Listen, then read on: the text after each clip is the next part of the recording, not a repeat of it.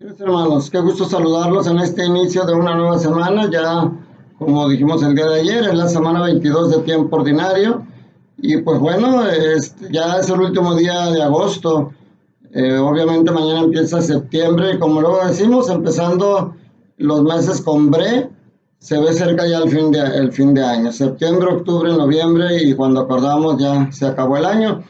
Pues bueno, litúrgicamente también pues les estamos acercando a la recta final. Y fíjense qué curioso cómo el primer tiempo litúrgico con el que empezamos el año en la iglesia es el Adviento.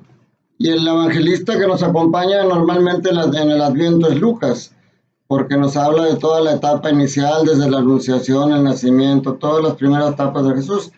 Y hoy estamos llegando, como les digo al final, hoy vamos a empezar a leer el Evangelio de Lucas. La primera lectura vamos a seguir con la primera carta a los Corintios, capítulo 2, versículos del 1 al 5, y el Evangelio será de Lucas, capítulo 4, del 16 al 30. Empezamos del 4 porque les decía, en el Adviento leemos los primeros capítulos, y empezamos ahora al final de este año litúrgico, nos va a acompañar entre semana el Evangelio de Lucas.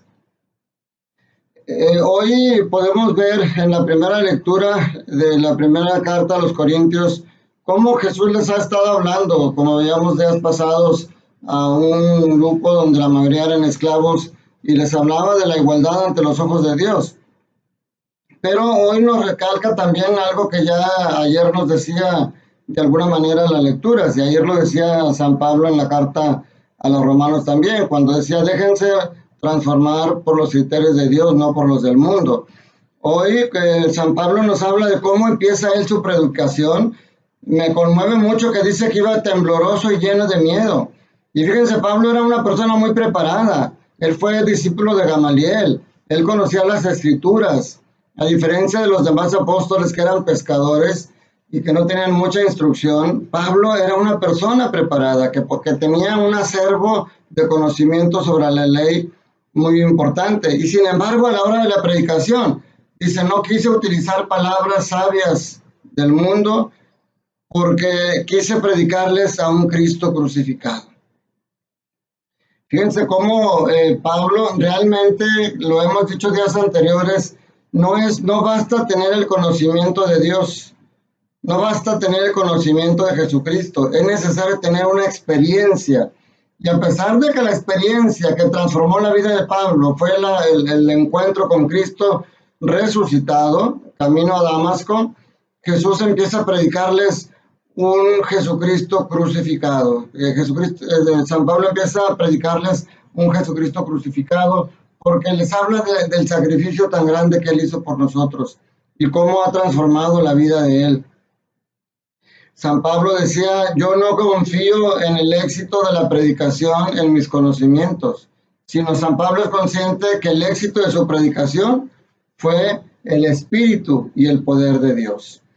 Eso es lo que hoy quiero yo, mis hermanos, que cuando el mundo nos invita tanto a cosas que nos alejan de Dios, sepamos que el éxito, la predicación de que Jesús traía era el Evangelio. El Evangelio significa la buena nueva. Y hoy en el Evangelio de Lucas nos habla el pasaje donde él llega por primera vez a Jerusalén en el templo. Fíjense, en aquel entonces en el templo se leían la lectura sobre la ley, sobre las tablas, y eso lo tenía que hacer un rabino solamente. Pero la lectura de los profetas lo podía hacer un laico, como era Jesucristo. Entonces Jesucristo le toca leer, le dan el rollo, lo abre y encuentra el profeta, la lectura del profeta Isaías. Y qué interesante porque dice, el Espíritu de Dios está sobre mí porque me ha ungido y me ha enviado a llevar la buena nueva a los pobres, a liberar a los cautivos. ¿Cuál es la respuesta de la gente ante esa aseveración de Jesús? La gente estaba admirada. La gente se quedaba admirada de las palabras y dicen que le daban su aprobación. Fíjense, ante Jesús no puede haber medias tintas. Aquí le daban su aprobación, pero a la vez se cuestionaban. Pero si sabemos quién es, sabemos de dónde viene, ¿cómo puede decir que estas palabras se cumplen en él si él viene de aquí mismo, de nuestras tierras. Conocemos a su madre, a sus hermanos, y el Mesías no sabemos de dónde va a venir, y él va a venir con mucho portento, con señales prodigiosas. Y sin embargo, a pesar de que ya habían escuchado las señales que había hecho Jesús en otros lados, pues no empiezan a dudar. Y Jesús les menciona dos refranes de esa época: médico, cúrate a ti mismo. Y otro que nosotros decimos muchas veces en nuestros tiempos, que decimos, nadie es profeta en su tierra. O sea, es más valorado una persona fuera de su tierra que en su propia tierra. Y entonces cuando Jesús les empieza a echar en cara que se sienten el pueblo elegido, que se sienten más que los demás, y les dice: en los tiempos de Elías había muchas viudas, y sin embargo Elías fue enviado a Sarepta, con una viuda que era pagana. Y también dice: en los tiempos de Eliseo había muchos leprosos en Jerusalén, y sin embargo no fue enviado a ellos Eliseo, fue enviado a Naín, que era un pagano, entonces, que era un sirio. Aquí la gente entonces ya no reacciona con admiración, reacciona con enojo, incluso se lo quieren llevar para despeñarlo, pero Jesús pasa en medio de ellos sin que le haga nada. Jesús predica hoy una homilía tan corta pero tan profunda. Yo creo que es la homilía más corta que ha existido. El Espíritu dice: hoy se han cumplido estas escrituras. Hoy se está cumpliendo, mis hermanos. El Señor Jesús está entre nosotros a traernos la buena nueva. Y no solamente a traernos la buena nueva, Él es la buena nueva. Él es el que nos viene a salvar. Y Él quiere que nosotros seamos esa buena nueva para la gente que nos rodea. Que vean en nosotros el seguimiento a un Jesús crucificado, que cargamos nuestra cruz en tiempos de pandemia, en tiempos de bondad, en cualquiera. Todos tenemos situaciones duras que tenemos que enfrentar en este mundo.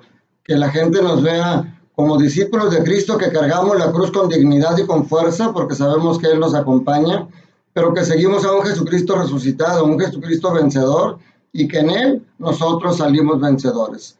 Entonces, mis hermanos, que esta semana la iniciemos con muchas ganas, con mucha energía, con mucho amor, y vamos a predicar por nuestras obras y nuestras acciones que somos cristianos, que amamos a Cristo, que amamos a María Santísima, y que en Cristo podemos amar a nuestros hermanos. Que la bendición de Dios Todopoderoso, Padre, Hijo y Espíritu Santo, descienda sobre ustedes y sus familias y permanezca para siempre. Que esta semana sea muy productiva, no importa lo que te dediques. Si no estás trabajando ahorita porque estás desempleado, busca con muchas ganas, encomiéndate mucho a Dios. Él va a poner algo frente a ti en el momento justo.